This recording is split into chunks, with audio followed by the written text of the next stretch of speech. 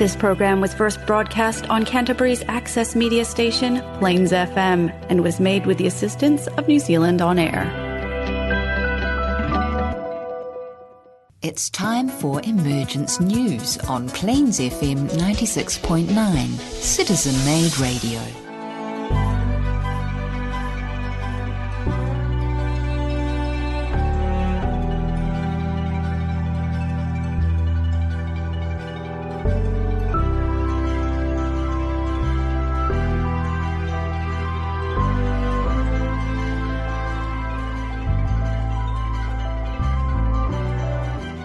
Kia ora and welcome to Emergence News. My name is Nigel and joining me in the studio today is Peter.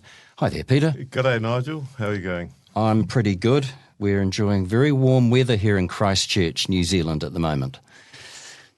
Indeed, it is. Yeah, and we hit 35 degrees on Friday and I think we got to 31, 32 again yesterday. So it's very, very warm in this part of the world at the moment. This is Emergence News, and this program is about Maitreya the World Teacher, who insists that he needs our help. And I'm going to talk to Peter about that in a moment. He is working in a variety of ways to show us the way, how to move forward. So remember the name Maitreya. At this time of great political, economic and social crisis, he, the next world teacher, will inspire us to all understand better that humanity is, in fact, actually just one family, and that we can create a new civilization based on sharing economic and social justice and ultimately global cooperation. So I'll bring you in here, Peter. What we're really talking about is a cooperative attitude. We need to be more civil towards each other. That's the real message, isn't it? Oh, that's right. I mean, we treat each other, particularly nationally, in appalling ways. And, we need to sharpen up our whole attitude to humanity, which is basically a brotherhood. That's right. We're actually part of an oversoul. Yes. And we're all connected to each other, but we behave as though we're separate. Yes, that's right. The separatism is the major crime. It is, and it's probably one of the great illusions of our existence, isn't it? Oh, that's right. Yes, we've got so deeply into the materialistic world that we can't sort of envisage any other aspect of it. And I think one of our biggest problems is we repeatedly elect and re-elect politicians and governments who are reluctant to listen to any message, they seem to be reluctant to listen to any message of cooperating together for the greater good. Yes, and in spite of all the shouts and screams from people protesting, the governments are not on board with it, are they? Well, if you look at here in New Zealand, we've had a number of steps towards removing our vehicle fleets, or gradually moving our vehicle fleets from fossil fuels. Yes. And we've just had a new government come in, and one of the first things they did was repeal everything in that regard that the previous government had put into place. So, that's right, yeah. So, they're making a statement there, aren't they? They're wanting to protect their relationship, perhaps, with the fossil fuel industry. Yeah. And we won't go into any other we won't speculate any further there, but it does make you wonder, doesn't it? Therefore, it is us, the people, who must collectively become a global voice for change, big enough and loud enough, so that our elected representatives take the appropriate action to refrain from supporting the biggest business on earth, which is in fact the manufacture and selling of military arms. Instead, we need to focus on a better supply of food, and that's one of Maitreya's priorities, isn't it? That's right. Share the resources of the world. Yep. Because at the moment, the supply of food is a serious business, isn't it? For example, if we continue to produce meat and fish in large quantities, we're going to need 3 planets to sustain the current regime of food production, aren't we? That's right. Yeah. Like the farming of meat needs a lot of land and ridiculous quantities of water. That's right. Huge quantities of water and investment to provide one steak. It's not making sense anymore, is it? No. So we need to be increasingly careful of who we vote into local and national government. We need elected officials who consider polluted waterways as unacceptable. Full stop. It's unacceptable. Yeah. When you and I grew up here in New Zealand, our waterways were pollution, but largely free of pollution. That's right. Yes, you could swim in any creek or river. That's right. And most creeks and rivers in this country now are sadly polluted. You can't drink the water. No, definitely. You know, you'll pick up something like Giardia and get seriously sick. And and it's you look at our children and our grandchildren, and they can't swim happily in most of our rivers now. That's right. So that was something that we enjoyed, which our children can't. So we're not leaving a good legacy here. If you're interested in the subject of Maitreya and the divine plan, a little bit of further reading for you to consider here. There's a publication called The Ageless Wisdom Teaching. It's by Benjamin Creme. It's a 96-page paperback, and it's very affordable online. You can find details on shareinternational.org, and I think, Peter, it costs about US $9. It's quite affordable. Right. And it's a really good introduction to the divine plan, the source of teaching. And when we say the source of teaching, we're talking about the ageless wisdom teachings, aren't we? That's right, yeah. And how old are those teachings? Well, they go back beyond time. I mean, they're just since humanity has been refreshed here, you might say. I mean, humanity is 18.5 million years old. Of course, historians don't acknowledge that at all. But it's a lot older than what any other history is. The ageless teachings have been there, hidden from the mundane, I suppose. And when you say hidden, is that why we call a lot of this information esoteric? Well, it's because it's not generally known. But we're in an age now where it will become,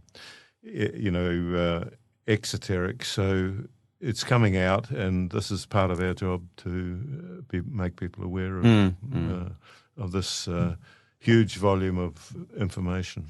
All right, so when we're talking about the ageless wisdom teachings, we're talking, and just getting back to this publication, The Ageless Wisdom Teachings by Benjamin Creme, subjects include the evolution of human consciousness, the spiritual hierarchy, and we talk about the hierarchy a lot, and the head of the spiritual hierarchy is Maitreya. Yes, right.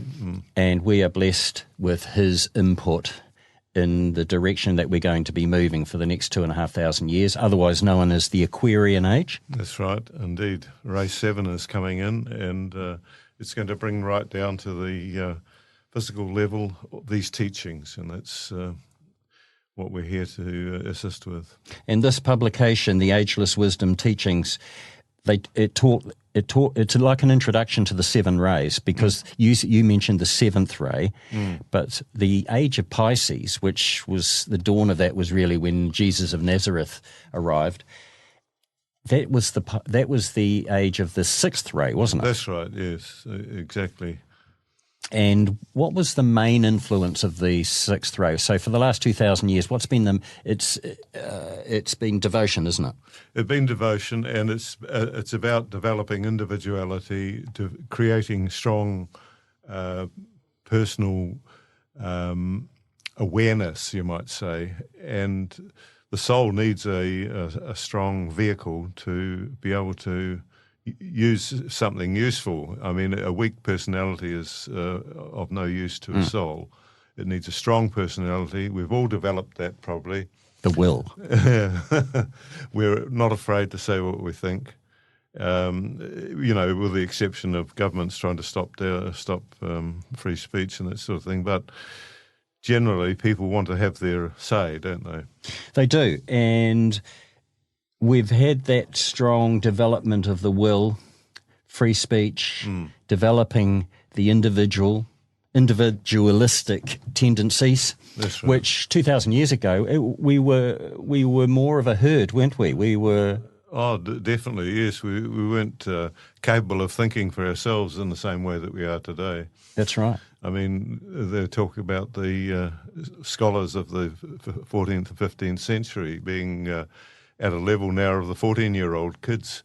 You know, that is the change. That is, we can't see that, but that is a tremendous movement forward in the last 600 years. And of course, part of that's been the advancement of technology and science. It has indeed. And education.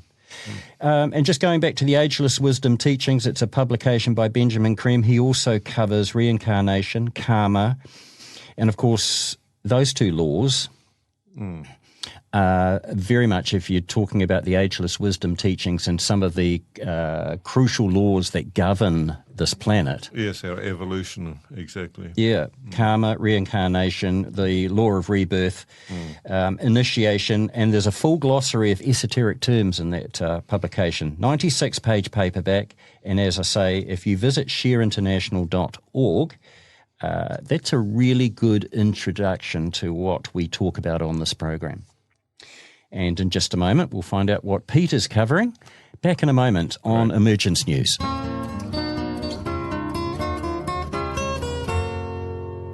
This is Emergence News. You're with Nigel and Peter here in the studio at Plains FM, which is in the heart of the city here in Christchurch, New Zealand, Aotearoa. Over to you, Peter. What are you covering today? Well, I'm just going to give a broad outline of Maitreya's work here, so to start with. So in an answer to humanity's call for help, the World Teacher is here. Imagine a world free of war, poverty, and injustice, where sharing and cooperation have replaced greed and competition. What could bring about such a change? Only extraordinary, wise, incorruptible leadership, working with people of goodwill from every corner of the earth. According to the British author and esotericist Benjamin Creme, that leadership is now among us. A colossal spiritual teacher has entered our world and has begun his open work with humanity. For many, an understanding is already dawning that we cannot proceed into the future while millions starve and perish for want of food that lies rotting in the storehouses of the world. The current path of greed and competition no longer meets the needs of our world, and a new way forward must be found if we are to prevent certain disaster. Maitreya, the World Teacher, will demonstrate the path of cooperation and sharing and guide humanity forward into an age of peace and right relationship among all nations. Who is Maitreya? In every age, or in times of exceptional crisis, great spiritual teachers have come forth to show humanity its next evolutionary step. We have known some of them as Hercules, Rama, Krishna, Muhammad, Buddha, and the Christ. Now at the dawning of the Aquarian age, Maitreya, the head of the Masters of Wisdom, and our eldest brother, has returned to the everyday world, for the first time in thousands of years, to inaugurate the age and to guide us out of the perilous situation that we have created for ourselves. He has been expected for generations by the major religions under different names, as the Christ by the Christians, Krishna by the Hindus, the Imam Mahdi by the Muslims, the Messiah by the Jews, Maitreya Buddha by the Buddhists. His coming fulfills each of these prophecies, but he is not a religious teacher. Rather, he is here as an educator in the broadest sense, as the world teacher for all humanity. Religious or not, he has not come to judge, but to inspire us to make the inner and outer changes necessary for our own survival and further evolutionary growth. Maitreya descended from his ancient retreat in the Himalayas in July 1977 to take up residence in an Asian community of London, England, which continues to be his point of focus in the modern world. From there, as apparently ordinary man, he works behind the scenes, directing his transforming energies to every corner of the earth. His primary concerns are the economic, political and social imbalances in the world and the spiritual crisis at their root. So I'm covering some questions and answers here towards Benjamin Creme. And although Benjamin Creme actually died in 2016, I think it was, Nigel, wasn't it? We have a whole lot of questions and answers that have never actually appeared in Share International. And this one is particularly asking about the priorities to find a conflict, find a solution to the conflict in the Middle East. And he's come forward not because of that, but because of all sorts of issues that we've created on ourselves. Is because of the different people involved in the Middle East, Muslims, Jews and Christians. How will they respond to them as their world teacher? And will they recognise him? Well, that's the question. Yeah. Because, and I think that's why the emergence is so gradual. Yes.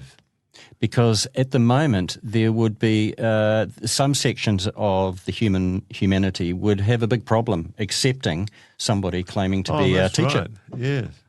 Yes, as Benjamin Creme answers, he says the fundamentalists of all religions will probably be the last people to recognise and respond to Maitreya, but eventually they will.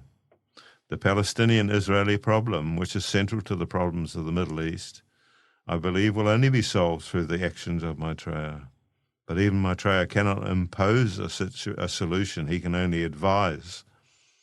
But his acceptance by countless millions in the world as a spiritual teacher and guide will make it easier for most fanatical Israeli Jews or Palestinian Muslim to accept the necessity of living together side by side. This can only take place when justice is given to the Palestinians.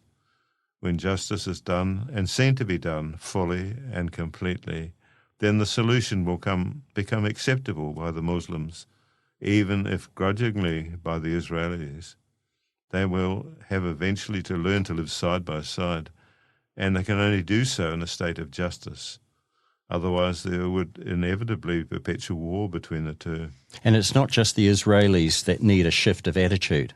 The Americans do as well. Yes, indeed. Unless the Middle East problems are solved, there will never be peace in the world. And we know if there's no peace, there will be no future for humanity. It would be very bleak indeed. Muslims await the Imam Mahdi, and the Jews await the Messiah. And many will be ready to recognize Maitreya as such. This will, I am sure, soften their stance in relation to each other. But the important thing is that justice must be given to the Palestinians. The West Bank was gifted by the late King Hussein of Jordan as a homeland for the Palestinians. And that means the whole of the West Bank, not the fraction which has been offered to the Palestinians so far. It requires the return of 4.7 million refugees, mainly in Lebanon. That's a lot of people, isn't it, in Lebanon? To their homeland and to the status of Jerusalem, which is of major importance to the Muslims, Jews and Christians. It has to be changed into an open central city for all three groups. I believe it will take Maitreya to bring this reconciliation about, but so will it be. And someone else is asking, is there any time scale for that? Well, I mean, time is very difficult. The masters sort of say, well, you know, we don't see time in the same way that you do on the dense physical plane. But if we make a time scale, it's a question of the will of the people, really. They make the time scale. If they're willing to make the changes, accept the resolutions of the conflict and make a just peace possible, it can be very quick. It depends on the resistance of the fanatical groups on both sides. But when the whole world is being changed, you will find that these small areas, however important they may be, will find it more and more difficult to resist the changes, which will bring about peaceful solutions. Essentially, everybody wants a world at peace. Only mad warmongers want war, which is good for business and makes fat profits for certain groups. But when humanity as a whole sees the absolute necessity for peace, then the end of war itself can be achieved. This is Maitreya's task, to teach humanity these facts. It's a question of putting over what people know. I know, you know, everyone knows the need for peace, but still we have wars. It's because people think that by the use of war of some measure, they can restore the balance this way. Now, just going back to time, Peter, you mentioned earlier that the masters they have a different experience or consciousness in regard to time compared to humanity. But the reason why they don't step in and rescue us or accelerate the process is because of the question of the law of free will, isn't it? Exactly, yes. And of course, this is what the governments around the world are completely ignoring and completely transgressing on people's free will. You know, it needs to be circumspect, and it needs to be, wholesome. But at the same time, the governments seek more and more control over people, don't they? All around the world, governments are doing this. Jump on anyone who says something that other people don't agree with. Well, it's ridiculous. Yeah, well, we need a good, healthy debate. Who is Maitreya? You mentioned who is Maitreya, and I've got a wee bit more to talk about on that in just a moment on Emergence News. This is Emergence News. It's nice to have your company on the program. If you're a first-time listener, welcome. Namaste. Peter has been talking about a number of things, but who is Maitreya? That's been the big question. And in fact, one of our previous podcasts, which was published in February and replayed in September last year, is entitled Who is Maitreya? And that's a good starting point regarding this program and the subject matter that we present, discuss, and sometimes debate. You don't have to agree with everything we say. In fact, you should expect that some of the material is quite new, perhaps challenging, and if it's difficult to understand, then it's helpful if you do a bit more reading. But the Maitreya story does help you gain some hope for the future, which is important while we negotiate these testing times on planet Earth, Peter. In fact, Maitreya the masters almost have zero tolerance for war, don't they? You're talking about the warmongers. Yes. So how are we going to, we can't ignore war. It exists on the planet at the moment. How can we make a step towards refraining from killing each other? Yes, well, I think because it's not the solution to all our problems, is it? Well, yes. I mean, the influence of Israel on the American government is a critical factor. And it's a hard one to get round because it doesn't matter which party gets in, Democrats or Republicans, the control is still there. And so they've set things up in a way that, they're still going to get arms and ammunition. It doesn't matter which government's in. And some would argue that America is one of many other factors that are involved in the Ukraine war as well. That's right, exactly. And the military-industrial complex in America is just so powerful. So we do need some impression or some influence with some key people to be able to move forward and have a less interest and reliance upon war as a means of settling in differences. Yes, I mean, we've got to get over this juvenile idea that war is going to work.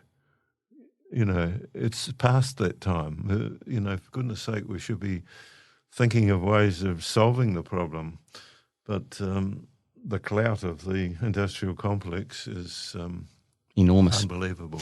And, of course, the United Nations, which was established after the Second World War, largely because we didn't want to repeat that experience of the First and Second World Wars, which the masters consider was actually one war over that extended period of time in the early 1900s through to 45. But the United Nations needs some restructuring, doesn't it?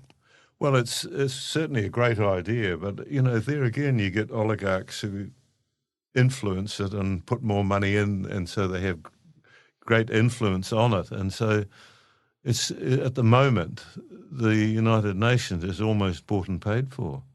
And this is a terrible tragedy, in my view, and we need to get back to having it completely independent. So, as I said earlier, a message of hope. The Maitreya story is a message of hope. If you were to recommend something to read, something to view, to give somebody some sense of hope that there is a silver lining somewhere here, what would you recommend, Peter, before we finish up? I think we've all got to start thinking about peace and love our fellow man. I think that basically we're too separative, and we've got to get rid of the separation. I think Maitreya calls separation one of the greatest crimes. And, you can see this in all war conflicts. The separation is initially the problem that needs to be overcome. If we can see things from other people's point of view and not judge them, just be able to work with them and walk with them as well to create this ideal of peace between our brotherhood. Mm. And that begins with our neighbours, our work colleagues, our families, our extended whānau.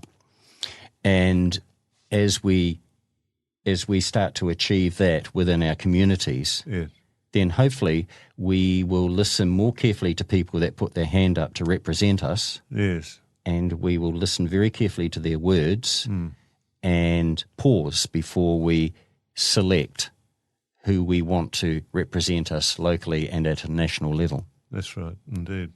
All this information can be found on the Share International website, www.share-international.org, and also don't forget the podcasts, which are available on the Plains FM website.